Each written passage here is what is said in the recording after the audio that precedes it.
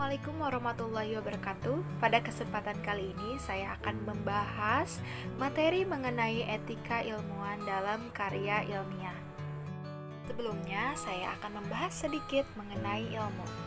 Menurut Rashidi, pada tahun 2011, ilmu merupakan proses berpikir tentang sesuatu objek yang khas melalui pendekatan tertentu, sehingga menghasilkan suatu kesimpulan berupa pengetahuan ilmiah. Ilmiah dalam arti sistem dan struktur ilmu dapat dipertanggungjawabkan secara terbuka, dengan kata lain haruslah dilakukan penelitian. Selanjutnya, etika. Etika secara umum adalah aturan, norma, kaidah ataupun tata cara yang biasa digunakan sebagai pedoman atau asas suatu individu dalam melakukan perbuatan dan tingkah laku. Penerapan norma ini sangat erat kaitannya dengan sifat baik dan buruknya individu di dalam masyarakat. Selanjutnya, moral. Moral merupakan suatu hukum atau perilaku yang diterapkan kepada setiap individu dalam bersosialisasi dengan sesamanya sehingga terjalin rasa saling menghormati antar sesama. Etika ilmiah. Menurut Syamsi, pada tahun 2011, etika ilmiah merupakan nilai-nilai yang dipatuhi dan diikuti dalam dunia ilmiah dan penelitian.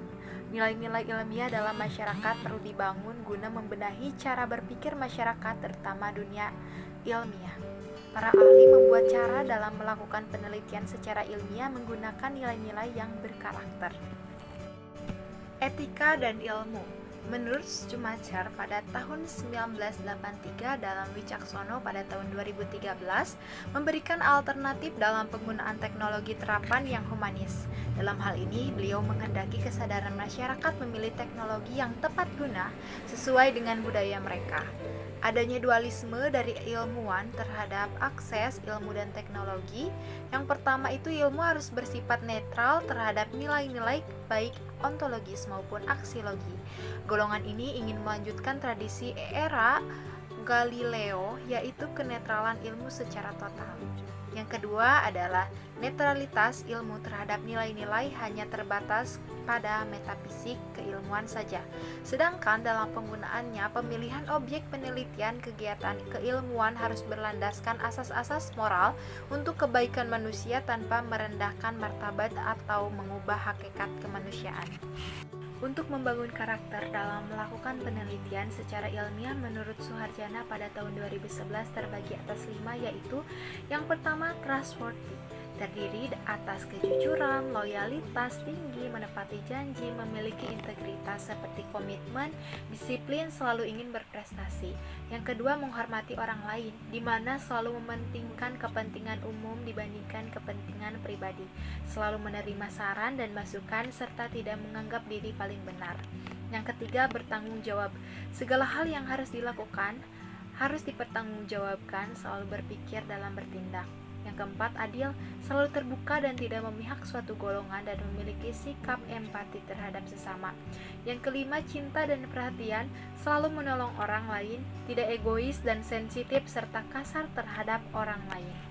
Selanjutnya, tanggung jawab ilmuwan. Berbicara tentang tanggung jawab ilmuwan, tentu lebih banyak berkaitan dengan aksiologi.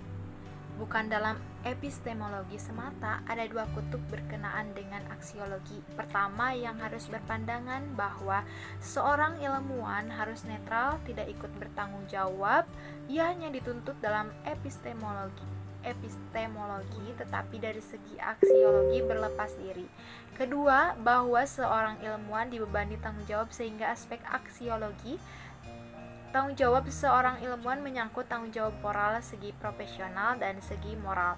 Atau dimaksudkan dengan tanggung jawab segi profesional adalah dalam kaitan epistemologi, mencakup asas kebenaran, kejujuran tanpa kepentingan langsung, menyandarkan kepada kekuatan argumentasi rasional, objektif, kritis, terbuka, pragmatis, dan netral dari nilai-nilai yang bersifat dogmatis dalam menafsirkan hakikat realitas. Sedangkan yang dimaksud tanggung jawab moral adalah dalam hubungan membentuk tanggung jawab sosial, yakni pada dasarnya ilmu pengetahuan digunakan untuk kemaslahatan manusia. Ilmu digunakan sebagai sarana untuk meningkatkan taraf hidup manusia dengan memperhatikan kodrat manusia, martabat manusia, dan kelestarian lingkungan alam. Terima kasih telah menonton video ini, semoga bermanfaat untuk kita semua. Wassalamualaikum warahmatullahi wabarakatuh.